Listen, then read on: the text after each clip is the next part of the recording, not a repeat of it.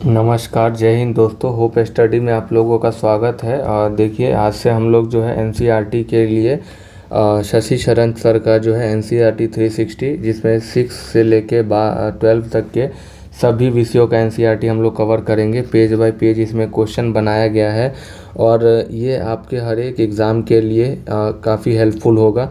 इसमें जो है क्वेश्चन के थ्रू जो है आपको उस चैप्टर का जो है सार समझाया गया है और क्वेश्चन यहाँ से, जैसे हर एक एग्ज़ाम में सीधे सीधे क्वेश्चन यहाँ से हमको देखने को मिलता है। इस सीरीज़ को हम लोग स्टार्ट कर रहे हैं और इसमें जो है सबसे पहले हम लोग विज्ञान का पोर्शन को देख रहे हैं।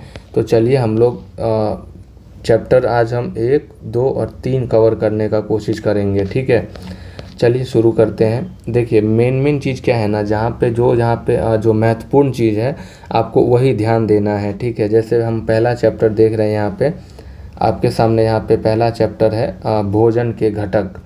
देखिए, भोजन के घटक की बात करें, पहला क्वेश्चन है कि भोजन का व्यंजन जो कच्चा सामग्री से मिलकर बनता है, से प्राप्त होता है। तो भोजन का जो घटक है ये आपका पादप और जंतु दोनों से मिलकर जो है ये प्राप्त होता है। बात करें तो हमारे भोजन में मुख्य पोषक कार्बोहाइड्रेट, प्रोटीन, वसा, विटामिन और खनिज लवण है। इसके अतिरिक्त हमारे भोजन में रुक्षांश तथा जल भी शामिल हैं, जिनकी हमारे शरीर को आवश्यकता है। देखिए, आपको पूरा नहीं पढ़ना है, जो मेन चीज़ है आपको वही ध्यान रखना है। बाकी अगर आप देखेंगे यहाँ से यहाँ तक तो ये जो है ये रिपीटेड ही चीज़ है कि हम जानते हैं कि प्रत्येक व्यंजन एक या एक से अधिक प्रकार की कच्ची सामग्री से बना होता है, जो हमें पादप या जंतुओं से मिलता है। इन कच्ची सामग्री के संघटक क्या हैं? इन कच्ची सामग्री में हमारे शरीर के लिए कुछ आवश्यक घटक होते हैं। तो देखिए, आप क्लास 6 के तो आप स्टूडेंट हैं नहीं, आप जनरल कंपटीशन के आप लोग स्टूडेंट्स हैं।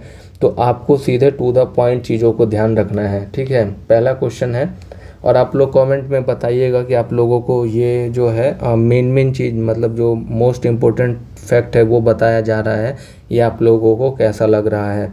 आप लोगों का अगर पॉजिटिव रिस्पॉन्स रहा तो इस सीरीज़ को हम कंटिन्यू करेंगे और पूरा कंप्लीट किताब को समाप्त करने का कोशिश करेंगे। चलिए, दूसरा नंबर प्रश्न है, हमारे भोजन में मुख्य पोषक पदार्थ निम्न में से कौन है? तो देखिए, कार्बोहाइड्रेट, वसा, प्रोटीन, मतलब इनमें से सभी जो है हमारे भोजन के में मुख्य पोषक पदार्थ हैं। ठीक है, तीसरा नंबर क्वेश्चन है कि हमारे भोजन में मुख्य पोषक पदार्थ निम्न में से कौन से हैं? तो अगर हम बात करें मुख्य पोषक पदार्थ जो है वो कार्बोहाइड्रेट और प्रोटीन हो जाएगा, वसा नहीं होगा। तो इसका सही जवाब ऑप्शन बी हो जाएगा। यहाँ पे अगर हम बात करें तो हमारे भोजन में मुख्य पोषक जो है वो प्रोटीन, वसा, विटामिन तथा खनिज लवण है।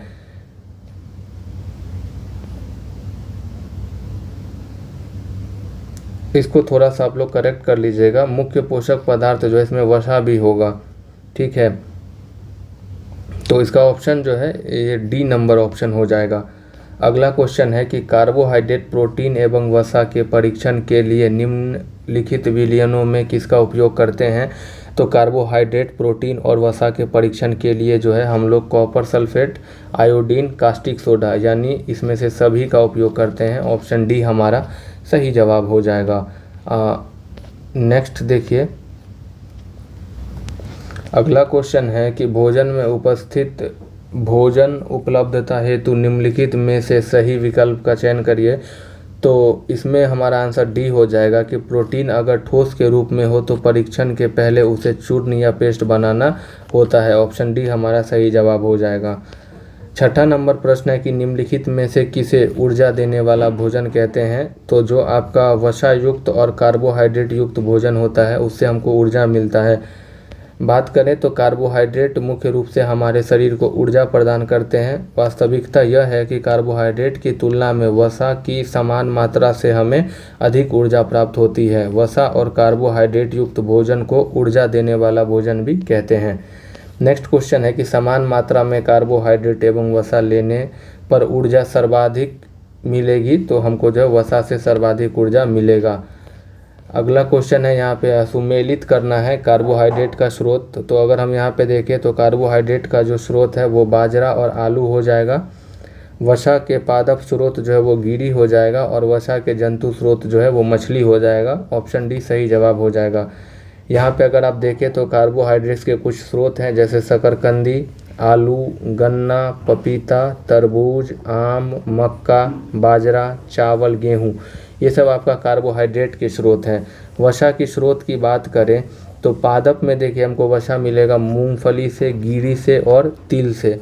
वहीं जंतु की स्रोत की बात करें फैट का तो वो अंडा हो जाएगा, मांस हो जाएगा, दूध हो जाएगा, घी हो जाएगा, मक्खन हो जाएगा और मछली हो जाएगा। नेक्स्ट क्वेश्चन है कि निम्नलिखित में से कौन सा सत्य कथन है। तो यहाँ पे जो है डी नंबर ऑप्शन हमारा यहाँ पे सही जवाब हो जाएगा। डी नंबर ऑप्शन है कि हमारे शरीर को सभी प्रकार के विटामिनों की अल्प मात्रा में आवश्यकता होती है। डी नंबर ऑप्शन सही जवाब हो जाएगा।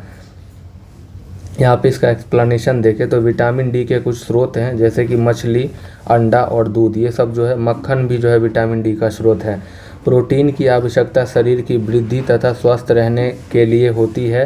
प्रोटीन युक्त भोजन को प्रायः शरीर वर्धक भोजन कहते हैं। विटामिन रोगों से हमारे शरीर की रक्षा करते हैं। तो आपको ये ध्यान रखना है, जो विटामिन्स है वो रोगों से हमारे शरीर की रक्षा करते हैं।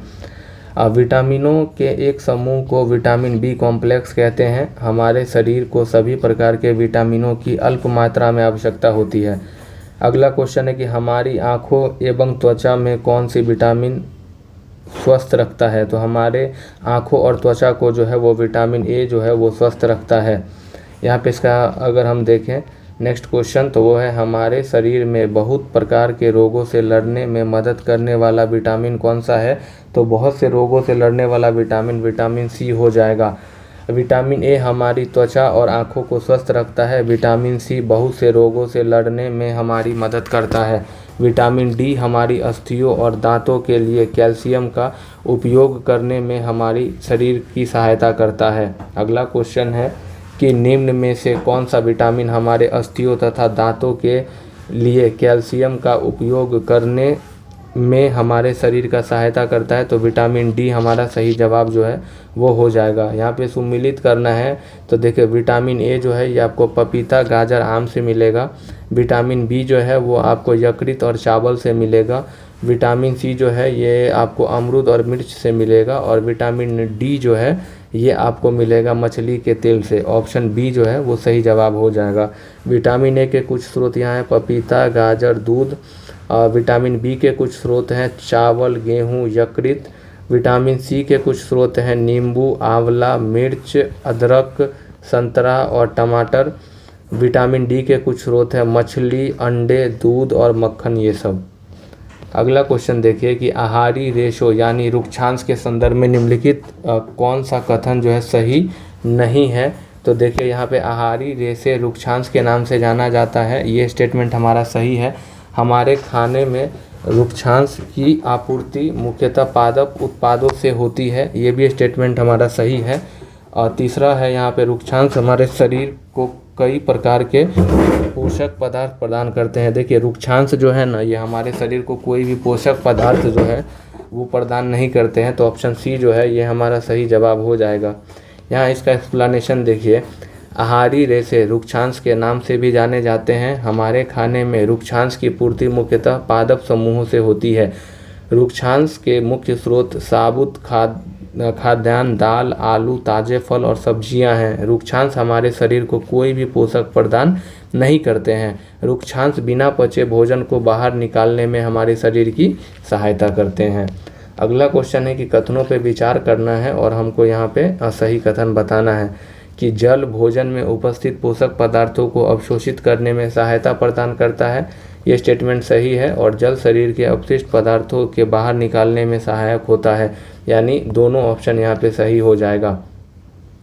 अगला क्वेश्चन है कि दिए गए यहाँ पे जो विकल्प हैं इसमें से हमको गलत यानी असत्य कथन का चयन करना है। तो इसका जो सही आंसर है ये डी हो जाएगा। यहाँ पे सभी जो ऑप्शन है ये सही है, यानी सामान्यतः पूरे दिन में जो हम खाते हैं उसे आहार कहते हैं। संतुलित आहार में कार्बोहाइड्रेट, वसा एवं प्रोटीन के अलावा रुक्षांश एवं जल भी सम्मिलित होते हैं। छिलका उतारकर सब्जियों को धोने से कुछ विटामिन एवं खनिज नष्ट हो सकते हैं, यानी ए, बी और सी जो है ये तीनों सही था। यहाँ पे देखते हैं कि सामान्यतः पूरे दिन में जो भी हम खाते हैं उसे आहार कहते हैं। हमारे शरीर की वृद्धि और अच्छे स्वास्थ्य को बनाए रखने के लिए हमारे आहार वे सभी पोषक तत्व उचित मात्रा में होने चाहिए जिनकी हमारे शरीर को आवश्यकता है। हमारे आहार में पर्याप्त मात्रा में रुक्षांश तथा जल भी होना चाहिए। इस प्रकार के आहार को हम लोग क्या कहते हैं? संतुलित आहार कहते हैं। अगला देखिए, नेक्स्ट है यहाँ पे कि इसी में है कि छिलका उतार कर यदि हम सब्जियों और फलों को धोया जाता है तो यह संभव है कि उनके कुछ विटामिनों को नष्ट कर दें। नेक्स्ट क्वेश्चन है कि भोजन के पकाने से कौन सी विटामिन आसानी से नष्ट हो जाती है? तो विटामिन सी जो है वो नष्ट हो जाता है। विटामिन सी आसानी से गर्मी में नष्ट हो जाने वाला विटामिन है। हमारे भोजन में वसा की मात्रा अधिक होने पर शरीर पर क्या प्रभाव पड़ेगा? तो शरीर की मोटापा का जो है वो शरीर शिकार हो जाएगा। नेक्स्ट क्वेश्चन है कि निम्नलिखित में से प्रोटीन की कमी से होने वाले रोग को हमको यहाँ पे बताना है। तो यहाँ पर अगर हम देखें तो वृद्धि का अवरुद्ध होना एक यही ऑप्शन है जो प्रोटीन की कमी से होने वाला रोग है। इसका एक्सप्लेनेशन देखें तो वृद्धि का अवरुद्ध होना, चेहरे पर सूजन, बालों के रंग का उड़ना, त्वचा की बीमारियाँ और पेचिश आदि जो है ये सब रोग हो सकता है। नेक्स्ट क्वेश्चन देखिए कि निम्नलिखित में से आरक्ता किसकी कमी से होता है? तो लोहे की कमी से एनीमिया या आरक्ता होती है। यहाँ पे अगर हम देखें तो विटामिन ए के कमी से जो है वो क्षीणता, दृष्टिहीनता की रोग होती है। इसमें जो है कमज़ोर दृष्टि हो जाता है और रात में कम दिखाई देता है। विटामिन बी के कमी से बेरी होता है। इसमें दुर्बल पेशियों और काम करने की ऊर्जा में कमी हो जाती है। विटामिन सी को स्कर्वी कहते हैं और इसमें मसूड़ों से खून निकलने लगता है।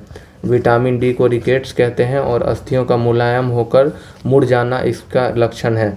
कैल्शियम की बात करें तो इसके कमी से अस्थि और दंत क्षय होने लगता है। कमज़ोर अस्थियाँ और दंत क्षय इसके लक्षण है। आयोडीन के कमी से घेंघा या ग्वाटा रोग होता है। इसमें गर्दन की ग्रंथि जो है वो फूल जाती है। लोहा की कमी से एनीमिया होती है और इसमें व्यक्ति कमजोरी महसूस करने लगता है, व्यक्ति कमज़ोर खुद को महसूस करने लगता है। ग्वाइटर रोग किसके कमी से होता है? ग्वाइटर रोग जो है ये आयोडीन के कमी से होने वाला रोग है। अस्थियों एवं दंत क्षय किसके कमी से होता है? अस्थियाँ और दंत क्षय जो है ये कैल्शियम के कमी से होने वाला रोग है। यहाँ पे हमको सही सुमेलित करना है। विटामिन ए की बात करें तो ये दृष्टिहीनता से हो जाएगा। विटामिन बी1 की बात करें तो बेरी, विटामिन सी स्कर्वी और विटामिन डी रिकेट्स, यानी ऑप्शन बी जो है हमारा ये सही जवाब यहाँ पे हो जाएगा।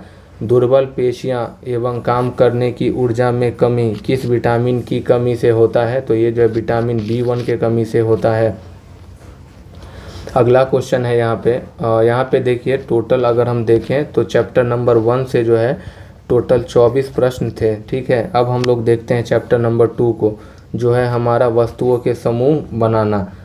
पहला क्वेश्चन है कि किसी वस्तु को बनाने के लिए किसी पदार्थ का चयन निर्भर होता है पदार्थ के गुणों के आधार पर, पदार्थ के उपयोग के आधार पर। तो यहाँ पे देखें तो जो है पदार्थ का गुण और उसका उपयोग दोनों जो है हमारा ये सही जवाब हो जाएगा। पदार्थों में क्या क्या आता है? तो पदार्थ में कांच, धातुएं, रुई, प्लास्टिक, लकड़ी, ये सभी जो है ये आते हैं। नेक्स्ट क्वेश्चन है निम्नलिखित में से कौन चमकदार सामग्री होता है? तो जो सोना जो है हमारा वो चमकदार सामग्री होता है। लोहा, तांबा, एल्युमिनियम तथा सोना जो है ये धातु के उदाहरण है, ये आपको ध्यान रखना है। धूतिमय का अर्थ क्या होता है? धूतिमय का अर्थ जो है ये आपका, इसका अर्थ चमकीला होता है। यहाँ पे अगर हम देखें तो धूतिमय शब्द का अर्थ चमकदार या चमकने, चमक वाला होता है। कठोर पदार्थ कहा जाता है तो जिनको दबाना मुश्किल हो और संपीड़ित करना कठिन हो, यानी ऑप्शन सी हमारा सही जवाब हो जाएगा। अगर हम यहाँ पे देखें, वे पदार्थ जिन्हें आसानी से संपीड़ित किया अथवा खरोचा जा सकता है कोमल पदार्थ कहलाते हैं। जिन्हें दबाना या संपीड़न करना कठिन है वे कठोर पदार्थ कहलाते हैं। निम्नलिखित में से कौन सा एक धातु नहीं है? तो लकड़ी जो है ये धातु का एग्जाम्पल नहीं है। धातु जो है उसमें ध्रुति यानी चमक जो है वो होता है और उसमें लोहा, तांबा, एल्युमिनियम, सोना इसके एग्जाम्पल हैं। इसमें से हमको असत्य कथन बताना है। तो पदार्थ जिसे संपीड़ित करना कठिन हो कठोर पदार्थ कहलाते हैं। तो यहाँ पे ये स्टेटमेंट हमारा सही हो जाएगा। पदार्थ जिसे संपीड़ित करना आसान एवं खरोंचा आसानी से जा सके कोमल पदार्थ कहलाते हैं। ये भी स्टेटमेंट सही है। धातु में हमेशा चमक बनी रहती है, देखिए ये स्टेटमेंट गलत हो जाएगा, यही हमारा आंसर है। धातु में हमेशा चमक नहीं बना रहता है, समय के साथ वो चमक कम होता है। अगला क्वेश्चन हम देखते हैं यहाँ पे, इसका एक्सप्लेनेशन देख लीजिए कि कुछ धातुएं बहुधा अपनी चमक खो देती है और धूतिहीन दिखाई देने लगती है। अगला देखिए क्वेश्चन है कि अविलेय शब्द का क्या अर्थ है, तो अविलेय शब्द का अर्थ है अघुलनशील। यहाँ पे देखें तो पदार्थ जल के साथ मिश्रित नहीं होते तथा काफ़ी समय तक गिलास में विलोरित करने पर भी जल में घुल नहीं पाते, ये पदार्थ जल के अविलेय हैं। नेक्स्ट क्वेश्चन में हमको सही बताना है, तो इसका सही जवाब जो है कि जल के साथ मिश्रित नहीं होता है अविलेय पदार्थ। ठीक है, ऑप्शन सी हमारा सही जवाब हो जाएगा। अगला क्वेश्चन है कि निम्नलिखित में से कौन से विलेय पदार्थ का उदाहरण है, तो जो नमक, वॉशिंग पाउडर और चीनी जो है ये सभी विलेय पदार्थ का जो है एग्जाम्पल हो जाएगा। निम्नलिखित कथनों पर विचार करना है कि सभी तरल जल में मिश्रित होते हैं, नहीं, ये हमारा स्टेटमेंट गलत हो जाएगा। गैस थोड़ी मात्रा में जल में घुलनशील होता है, हाँ, तो ये स्टेटमेंट हमारा जो है सही हो जाएगा। केवल 2 सही जवाब है। निम्नलिखित में से सही कौन सा विकल्प है, तो केरोसिन तेल जल में विलेय है, तो नहीं, केरोसिन तेल जल में अविलेय है, शहद जल में विलेय है। ऑप्शन बी जो है यानी ऑप्शन सी और स्टेटमेंट नंबर 2 जो है हमारा सही जवाब हो जाएगा। शहद पानी में घुलनशील होता है, लेकिन यह उसके प्रकार और पानी के तापमान पर भी निर्भर करता है। नेक्स्ट क्वेश्चन है कि गलत कौन सा विकल्प है, तो सरसों का तेल जल में विलेय है, तो ये ऑप्शन जो है ये हमारा गलत हो जाएगा, ये अविलेय है। और नींबू का रस जल में अविलेय है, तो देखिए नींबू का जो रस है ये जल में विलेय है। ठीक है, तो ये दोनों स्टेटमेंट हमारा यहाँ पे इनकरेक्ट हो जाएगा। यहाँ पे देखें तो सरसों का तेल अथवा नारियल का तेल, मिट्टी का तेल अविलेय, जबकि सिरका, नींबू का रस जो है ये विलेय होता है जल में। अगला क्वेश्चन देखिए यहाँ पे, निम्नलिखित में से हमको जो है वो असत्य बताना है कि उन पदार्थों या सामग्रियों जिनसे होकर वस्तुओं को देखा जा सकता है अपारदर्शी कहते हैं, नहीं, जिनसे वस्तुओं को साफ साफ देख सकते हैं उसको हम लोग जो है वो पारदर्शी कहते हैं। तो ऑप्शन ए ही हमारा गलत है, यही हमारा सही जवाब जो है वो हो जाएगा। उन पदार्थ अथवा सामग्रियों जिनसे होकर वस्तुओं को देखा जा सकता है उन्हें पारदर्शी कहते हैं। वे पदार्थ जिनसे होकर वस्तुओं को स्पष्ट रूप से देखा जा सकता है वो क्या कहलाते हैं, पारदर्शी पदार्थ कहलाते हैं। पारभासी पदार्थ कौन सा नहीं है, पारभासी पदार्थ जो है वो मोटी लकड़ी जो है वो नहीं है। बात करें पारभासी की, तो मोटी लकड़ी जो है पारभासी पदार्थ नहीं है, क्योंकि यह एक अपारदर्शी पदार्थ है। मक्खन का पेपर क्या है, मक्खन का जो पेपर है वो पारभासी का एग्जाम्पल हो जाएगा। यहाँ पे जो है हमारा चैप्टर नंबर 2 समाप्त होता है। चैप्टर नंबर 2 में टोटल 17 क्वेश्चन थे। चलिए अब हम लोग आज के अंतिम चैप्टर को देखते हैं, मतलब इसमें तो बहुत सारे चैप्टर है लेकिन इस वीडियो में हम लोग चैप्टर 1, 2, 3 को ही देखेंगे, क्योंकि ये छोटा सीरीज रहेगा और आप लोग एकदम टू द पॉइंट चीज़ों को तुरंत देख सकते हैं और रिकॉल कर सकते हैं। चैप्टर नंबर 3 है हमारा कि पदार्थों का पृथक्करण। यहाँ पे बताना है कि कौन सा कथन सत्य है। तो यहाँ पे अगर हम देखें तो गेहूं के दानों और गेहूं के आटे के मिश्रण को हस्त चयन विधि द्वारा अलग कर किया जा सकता है, तो हाँ, हाथ के चयन से जो है इसको अलग किया जा सकता है। तेल और पानी के मिश्रण को पृथक्करण विधि से अलग किया जा सकता है, ये भी स्टेटमेंट सही है। फटकने की प्रक्रिया से में भूसी के कणों को हवा द्वारा अधिक दूरी तक ले जाया जाता है, यानी सभी ऑप्शन जो है वहाँ पे हमारा सही है। अगला क्वेश्चन है कि हस्त चयन विधि कब सुविधाजनक होता है, तो जब अशुद्धियाँ कम हो। तीसरा क्वेश्चन है हमारे सामने यहाँ पे कि गेहूँ तथा चावलों से मिट्टी या पत्थर के बड़े कणों को अलग करने के लिए किस विधि का प्रयोग किया जाता है, तो हस्त चयन विधि का प्रयोग हम लोग करते हैं। नेक्स्ट है यहाँ पे कि सूखे पौधे की डंठियों से अनाज को अलग करने के लिए कौन सी विधि अपनाई जाती है, तो थ्रेसिंग विधि का हम लोग उपयोग जो है वो करते हैं। निष्पावन का उपयोग पवनों अथवा वायु के झोंकों द्वारा मिश्रण से भारी तथा हल्के अवयवों को पृथक करने के लिए किया जाता है। सूखे पौधों की डंडियों से अन्न कणों अथवा अनाजों को पृथक करने का प्रक्रम जो है वो हमारा थ्रेसिंग कहलाता है। नेक्स्ट क्वेश्चन है यहाँ पे, सूखे रेत एवं लकड़ी के बुरादे के मिश्रण को अलग करने की विधि क्या है। तो सूखा रेत और लकड़ी का बुरादे को जो अलग करने का मिश्रण विधि है वो निष्पावन विधि है।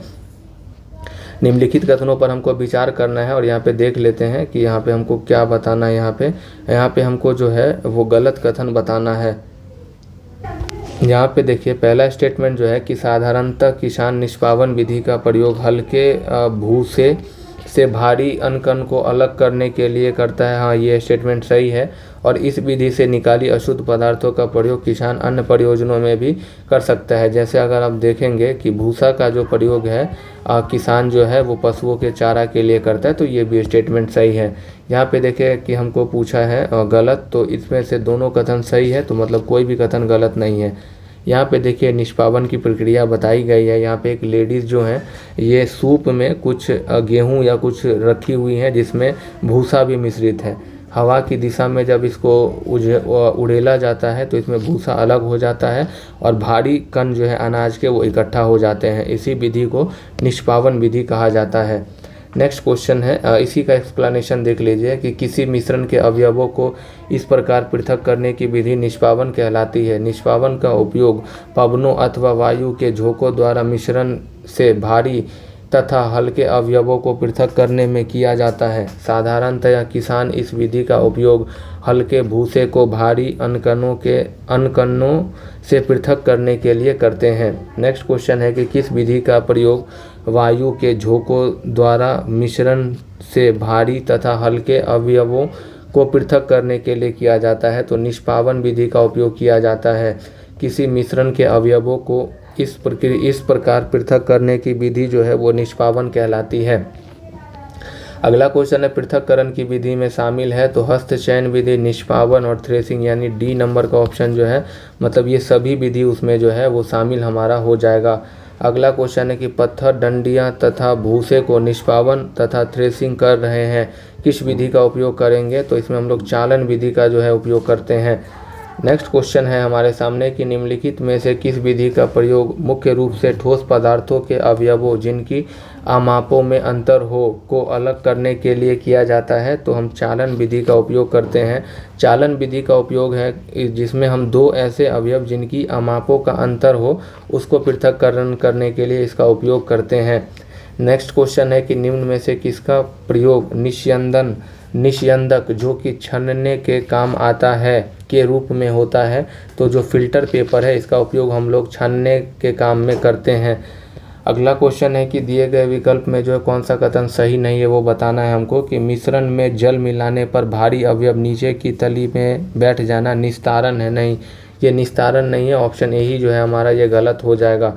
निस्तारण की अगर बात करें तो मिश्रण में जल मिलाने पर भारी अवयवों को नीचे तली में बैठ जाने के प्रक्रम को हम लोग अवसादन कहते हैं, निस्तारण नहीं। ठीक है। तैयार चाय से चाय की पत्ती पृथक करने के लिए कौन सी विधि ज़्यादा अच्छी है। तो वो निस्यंदन विधि जो है सबसे ज़्यादा अच्छी है। अगला क्वेश्चन है कि कौन सा कथन सही नहीं है। कि तेल तथा जल के मिश्रण को केवल निस्यंदन विधि से अलग किया जा सकता है। ये स्टेटमेंट गलत है।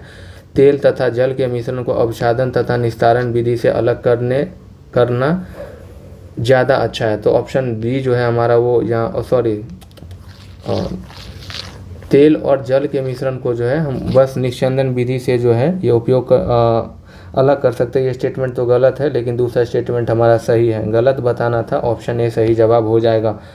मिश्रण में जल मिलाने पर भारी अवयवों के नीचे तली में बैठ जाने के प्रक्रम को हम लोग अवसादन कहते हैं। और अवसादित मिश्रण को बिना हिलाए जल की मिट्टी सहित उड़ेलने की क्रिया को हम लोग निस्तारण जो है वो कहते हैं। एक पंक्तित जल को पीने योग्य बनाने के लिए कौन कौन सी विधि का प्रयोग कर सकते हैं। तो हम जो है वो अवसादन प्रक्रिया, निस्तारण और निस्यंदन तीनों विधि से जो है हम पीने योग्य पानी को साफ कर सकते हैं। तो इसका सही जवाब जो है हमारा तीनों कथन सही है। ऑप्शन सी राइट आंसर हो जाएगा। पंकिल का अर्थ होता है गंदले जल को पीने योग्य बनाने के लिए अवसादन, निस्तारण और निष्पंदन तीनों प्रक्रिया का उपयोग होता है। अगला क्वेश्चन है कि निस्यंदन विधि का प्रयोग निम्न में से किस विकल्प में नहीं हो सकता है। तो जो मिश्रण से जल एवं नमक को पृथक करने के लिए जो है हम लोग वो वाष्पीकरण विधि का जो है वो प्रयोग करते हैं, ना कि निस्यंदन विधि का। तो ऑप्शन डी हमारा सही जवाब हो जाएगा। घर में पनीर बनाने में जो है हम लोग निस्यंदन विधि का उपयोग करते हैं। तैयार चाय से चाय की पत्ती को पृथक करने में निस्यंदन विधि का उपयोग होता है। और पंकित यानी गंदले जल से पीने योग्य के जल बनाने के लिए भी हम लोग निस्यंदन यानी फिल्ट्रेशन विधि का उपयोग करते हैं। अगला क्वेश्चन है कि मिश्रण से जल एवं नमक को पृथक करने में कौन सी विधि का प्रयोग किया जाता है? तो वाष्पन विधि का प्रयोग जो है वो किया जाता है। समुद्री जल से नमक प्राप्त करने में कौन सी विधि का प्रयोग किया जाता है? समुद्री जल से नमक प्राप्त करने के लिए जो है वो आपका वाष्पन विधि का उपयोग जो है वो किया जाता है। अगला क्वेश्चन है कि नमक, रेत एवं जल के मिश्रण को अलग अलग करने के में प्रयुक्त विधि है। तो नमक, रेत और जल को जो है वो अलग अलग करने के लिए जो है हम लोग संघनन, वाष्पन, निस्यंदन और निस्तारण सभी का इस्तेमाल कर सकते हैं। ऑप्शन डी हमारा सही जवाब जो है वो हो जाएगा। नमक और पानी के घोल में अधिक नमक नहीं घोला जा सकता है। यदि हम अधिक नमक घोलना चाहते हैं तो यह होना चाहिए, तो ये जो है संतृप्त किया जाना चाहिए, तभी हम इसमें अधिक नमक जो है वो घोल सकते हैं। इसमें से कौन सा विकल्प सही नहीं है वो बताना है हमको। तापमान बढ़ने पर किसी पदार्थ की पानी की घुलनशीलता बढ़ जाती है, ये स्टेटमेंट सही है। ताप कम करने पर किसी पदार्थ की जल में विलेयता बढ़ जाती है, नहीं, ये जो है ये घट जाती है। तो ऑप्शन बी ही हमारा गलत है, यही हमारा सही जवाब जो है वो हो जाएगा। ऊष्माशोषी अभिक्रिया यानी एंडोथर्मिक प्रोसेस की बात करें, यदि किसी पदार्थ को घोलने में ऊष्मा का अवशोषण होता है तो तापमान बढ़ने पर उसकी विलेयता बढ़ जाएगी और जब तापमान घटने पर उसकी विलेयता घट जाती है। अगला क्वेश्चन है कि यदि किसी विशेष तापमान पर किसी पदार्थ की संतृप्त घोल को उच्च तापमान पर गर्म किया जाता है तो पदार्थ की घुलनशीलता क्या है? बढ़ने लगती है। यदि किसी विशेष तापमान पर किसी पदार्थ के संतृप्त घोल को उच्च तापमान पर गर्म किया जाता है तो पदार्थ में घुलनशीलता बढ़ेगी। जल वाष्प से उसकी जल अवस्था में परिवर्तित होने की प्रक्रिया कहलाती है, तो ये संघनन कहलाता है। जल वाष्प से उसकी द्रव अवस्था में परिवर्तन होने की प्रक्रिया जो है वो संघनन कहलाता है। तो आज जो है हम लोग क्लास 6 का जो है चैप्टर 1, 2 और 3 का जो है सभी क्वेश्चन देख चुके हैं, जो लगभग 60 प्लस के आसपास होगा। तो इसी तरीके से अगर आप लोग का रिस्पांस बहुत अच्छा रहा तो हम लोग इस पूरे बुक के साथ साथ ये सारे सीरीज को ही कंप्लीट करेंगे। तो मिलते हैं किसी नेक्स्ट वीडियो के साथ, तब तक के लिए पढ़ते रहिए और रिवीजन करिए। जय हिंद।